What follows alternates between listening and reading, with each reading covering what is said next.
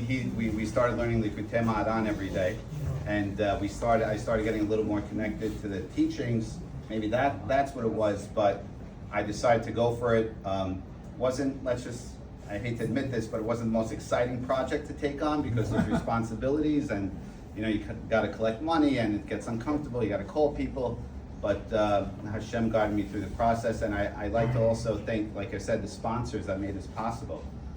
There are many of you here that contributed. Our main sponsors for, of course, the building that we're in. I like to thank Avi Hulu and his family who helped us with that. And no coincidence, today is Naomi Hulu Alei Shalom's birthday. Today was her birthday. Wow. Today, exactly, her Hebrew birthday. So no coincidence that this day happened randomly to fall out on that.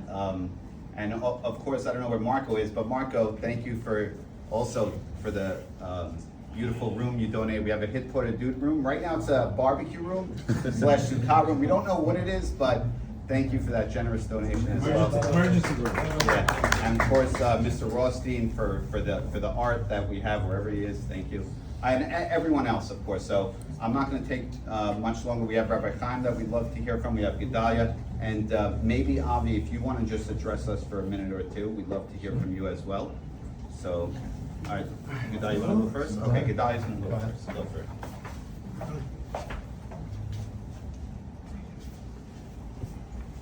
David, I think you forgot your last name is Moroccan. So maybe that's why the gangster came from. Again, I don't know what to say. I mean, this is 20 years of me telling you to do this. Every single year, what are we doing? Nachman, what are we doing? We can't go from Uman to Uman every year, the same cycle. What are you doing? What are we doing? And we finally broke him. We finally broke him. And this is what happens when you break somebody. And you break a person's potential. And this is going to be the beginning of you have no idea. But Nachman always used to say, when anybody that wants to do anything for me, he's going to have obstacles. So if anything that you can get out of Rav Nachman's teachings is incredible amount of resiliency. I don't know what that's worth today to be resilient, but it's pretty much everything in life. Life is going to hit you hard in every area of your life, but Rav Nachman will give you the resiliency to keep on going. He was resilient himself. Sometimes 7 times a day he would get up. And it's the same resiliency that's why you should call it Center of Resiliency. You would have all kinds of money here. And this is the first time I feel you feel like at home. You go to Chabad Center, it's wonderful. They talk about the Rebbe, they want to be like the Rebbe. But this is like, it's something different. It's something different. Like going to an Amman resort, It's that calmness, tranquility. This is home. And I had this in Miami, and the Satan came and he brought, all kinds of opposition, other Breslovers, and he took a thing that was amazing, and the fire came inside. So I had this, and I know what it felt like, and even mine broke. So I said, I'll go online. What do I need to do? What do I need the app for? But the main thing you need to understand. 22 years old, I came from Colombia. I knew nothing about Hebrew. I didn't even know how to speak English, etc. Once I started, hit rock bottom, I picked up a book called Advice, and the book said, this is what's leading you to poverty. And next thing, that was the journey. 1 page a day, learning it, praying for it, learning it, praying for it, learning it, praying for it. Never went to yeshiva, never went to kollel, never went to any of these things. Zero education, not even Jewish school. High school education, but I had Rabbi Nachman's teachings. So it's a joke for me to be the one giving classes today from Colombia. You understand? That's the biggest joke. But that's exactly what Rabbi Nachman says. I can make anybody into great. And my teachings can get you to such a higher consciousness that you'll see the world through the teachings. Not that you're seeing the world. You're seeing the world through the lens of Likutei Moharan. So the most important thing is to learn these teachings, is to download them. We don't need strategy, we need inspiration. We don't need inspiration, we need strategy. And that's why I started with 1 page. And the thing how Rabbi Kramer has done it, if you can't figure out the Likutei Moharan, which is the hardest version, no problem. Go to the simple one, go to the Kitzur. That's the lower version. If you can't figure that out, okay, no problem, go to Advice. If you can't figure the advice, go to the stories. If you can't get the stories, then go to Chabad. But it's bottom line, it's diluted in every level. Even Rabbi Nachman, he purposely says, listen, people can't handle the Likutei Moharan, it's too high for them. Okay, well, he told Rav Nassim, make a shorter one, make this one. Okay, they can't handle that. Put that. So he knew where people were at. But the bottom line is you have to tap into it. Why do we have to tap into these teachings? Because these teachings come from the Keter. What is the Keter? The Keter is the place of where changes happen in life. It's the Pele.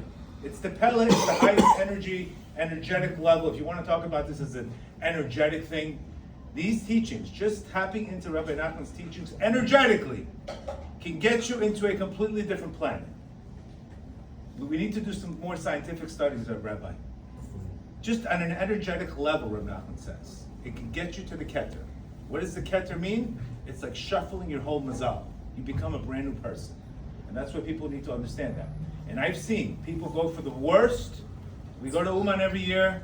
You think you're in Coachella / a prison / how the hell did we get here? Where are all these people coming from tattoos to murders to gangsters to chachamim to everybody?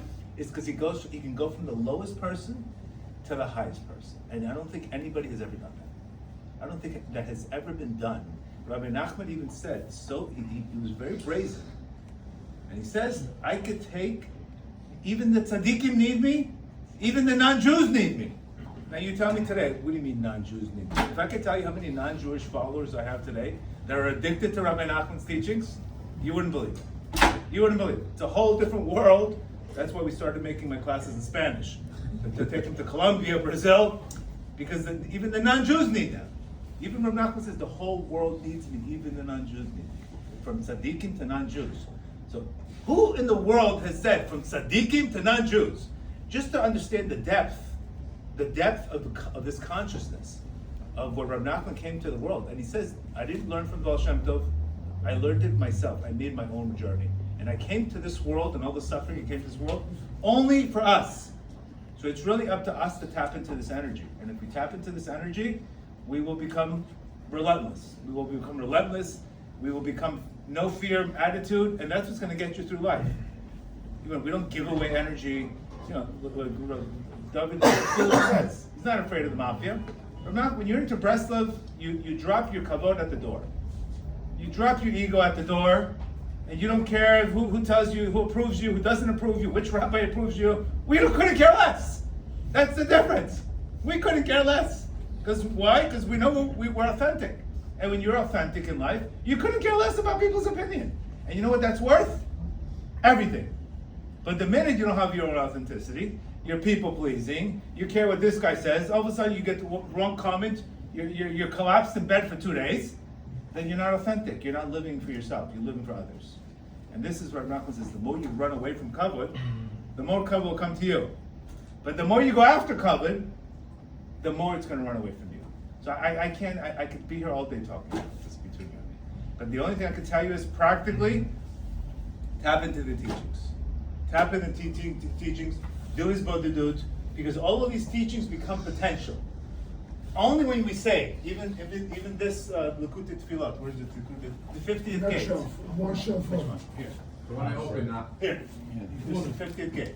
So this is the Breslov version of Tehillim. This is the Breslov version of Tehillim. This is Rav Natan taking his teachings and literally becoming the King David of the generation. So this is our Tehillim. We read Tehillim, obviously, but this is where, when you know what hits the fan, this is where you go. This is the 50th gate. So there's so many strategies, you know? There's times, what do I need to do? I need to think positive, I need to go into 282. I need to surrender, I need to go into lesson 65. So when I go through these situations in my life, what Torah do I need to focus on? What consciousness do I need to be in? And at the end of the day, I get out of it. But it's very important on a practical level, start learning the one page. I can't tell you what Rabbi Kramer did. His teachings, his writing, his simplicity, it's so simple to read. It's not complicated. The introductions, making money is a whole different problem. That he never got the bracha. You never got the bracha on making money, but the writing of the books, huh? We're still waiting. We have a book. Huh? This is a good one. Mark it. Again, anyway, he's got books on making money, on charity, on, you don't have one on relationships. Maybe I could have used that one. Grossman said Right, he has 8 volumes of Kutei Halachot. right. He said, they asked him, why don't you write about relationships? He said, I would have to double what I wrote about. Well, so there you go. Even if Renatza couldn't handle it, obviously then we couldn't handle it either. So, but again, all I can tell you is you're here. You have scheduled 30 minutes. Come sit like a library. Pretend it's an ER room. Pretend you're waiting in the emergency room. Sit. I don't care what you're thinking about, because in life you can go through. Anytime you have a thought, always speech cancels thought. Action cancels speech. So the fact that I'll have a crazy day, next thing you know, I'll read a book, next thing you know, I'm in a completely different energetic level. So the fact that you have all the books, people can come here for 30 minutes, calm down, learn, like a library, you'll come out of it completely different. Because everything in life at the end of the day comes from one thing. Every suffering, every situation, remember this important thing, every situation comes from a lack of dot. Every suffering, everything we go through, it's a lack of dot. It's not the situation, it's the way you're viewing the situation. That's the key. So the key is, it's not to sit there and say, I'm waiting for the situation to change. This is why Rabbi Nachman says, it's very, very important that you need to focus on your state. When you change your state, the conditions change. We can't say, I'm waiting for the conditions to change so I can change. That's the biggest trap in life. When we say, if this changes, then I'll be happy. And there's not one area where Rabbi Nachman said that money will create enemies or friends.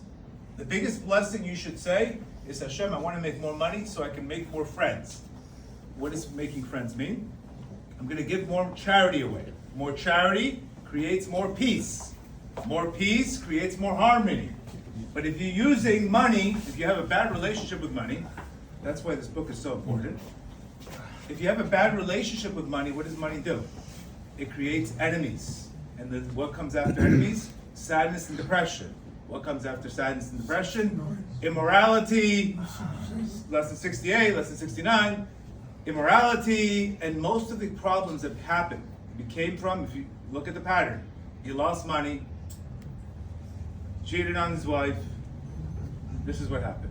I could see the pattern. How did it happen? Gambled. So this is not some Bubba Maisa from 250 years ago. This is stuff that's happening today. Do you understand? So if you don't have a good relationship with money, where do you think sadness is going to take you? It's going to take you into fantasy land. So these teachings are not, this is not some concept where you learn. This is your life. This is your life, this is your essence, this is your consciousness, this is everything. So B'ezrat Hashem, Nachman, God bless you, and Mazel Tov. And there's 3 types of people. Some people watch things happen, some people make things happen, and some people say, I don't know what happened. So I'm finally happy to say you made it happen. God bless you.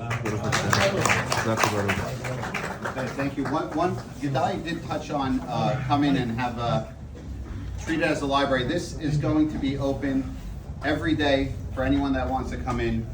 Eddie is working on membership. The website is in production. Thank you, Eli, for offering your help with that. There's going to be a website. There's going to be members.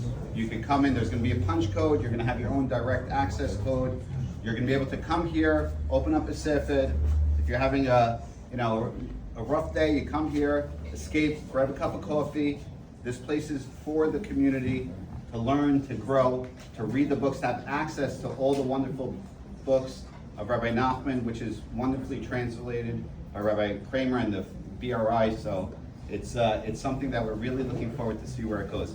Having said that, Avi, as I said, was very, in my life, a big mentor and a big inspiration for me, one of my role models, we could say. So thank you for helping us with this project. Please come and say a couple of words, and thank you. Yeah. When Nachman came to me, I don't know, about a year ago, and asked me to help him open up the center, right away I said yeah, because anything that Nachman really asked me, I want to support, because I know if he's behind it, then it's something good. I have no clue what Breslov is. I didn't know anything about it. But if Nachman says it's good, it's good. You're on the right train. I'm on the right train. Anything that Nachman says, I know it's good, and I know it's also, thinking out of the box, which everyone wants to try to be possibly in the box, but everyone knows that every single family, no one's exactly in the box. Every single person has people, and everyone's different, and every single family and every person even has things, and no one is perfectly a perfect mold within anything or within any certain system. Everyone's different, and people are very, very different. But coming here this morning, it's funny, so I said, Nachman asked me to say a couple of words. So I said, you know what, I have to actually, let me chat GPT a little bit about Breslov. So I did a quick chat GPT. We'll give him a heart transplant. And I was actually mind blown. As Nachman mentioned before, was my late wife Naomi. Ironically, her maiden name was Assoulin, which I'm sure they go back. But it was a perfect fit. First of all, I said before I even knew anything about Breslov, Naomi was, as you call, really a choin. First of all, her father was Moroccan. She was in the Syrian community. Her mother was a Yeki. Her uncle's a Botzah Chassid. Like, people used to come to my wedding and I had everything, like, or an event. I was like, what is it? It's like, I never seen such a mix. So I felt right off the bat, this is perfect, right up Naomi's alley. But then I did a ChatGPT search and I looked about Breslov. So I got to know a little bit about what I'm speaking, a little bit. And I saw the key things are 5 things that ChatGPT thinks. Number 1 is joy is essential. Even in struggle, serving Hashem with simcha is essential. That's number 1, which is the epitome of Naomi. No matter what it was, she never complained. Every single day was, happy and just go on, and that's how Naomi and that was her. Never give up. There's no such thing as despair in the world at all, which is perfect for today. And again, really a perfect. But to do personal, private conversation with Hashem in your own words, which I think anyone can use, especially through difficult times. Obviously, everyone has. We all say only good things, but life has its ups and downs, and there's going to be difficult times. That no matter who or what, unfortunately, it's part of life. And when you do go through the hard times, to have something to be able to pray to Hashem in faith, and to know that it's what Hashem wants, and everything is the best, even though it's so hard to believe. When it's so difficult, something so challenging to believe that it's for the best. You need to have that emunah and to have that connection with Hashem, no matter whether you're religious or not. It just gets you through difficult times. It's impossible to get through certain times. Sometimes if you don't have that emunah. Simplicity and sincerity over formality. Anyone who knew Naomi, there was no one more simple and sincere than her. Didn't matter who or what you were, rich, not famous, not Ashkenaz, Sephardi, Jewish, not homeless. Everyone was treated exactly the same way. And no matter where she went or anything, she fit in. She went to Yeshiva Flatbush, the Syrian community, and she was very confident and knew who and what she was. No matter where she was, she fit right in, and never showing off or never feeling that she's better than anyone else. Just simple and sincere. And renewal. Every single day is a fresh start, no matter the past. So, like I said, after I saw this in ChatGPT, I said I couldn't believe it, because first of all, today would have been Naomi's 46th birthday, actually, our Hebrew day, exact today. There's no coincidence actually, coincidence in life. So it's pretty amazing, and really, like I said, these 5 things that came up, which is the main beliefs and the foundation for Breslov, is really so fitting and so amazing to be named after Breslov. So thank you, Nachman. B'ezrat Hashem, we should not have so many difficult times, but the difficult time anyone does have, we should have somewhere to turn to and know that Hashem runs the world, and to have this place and other places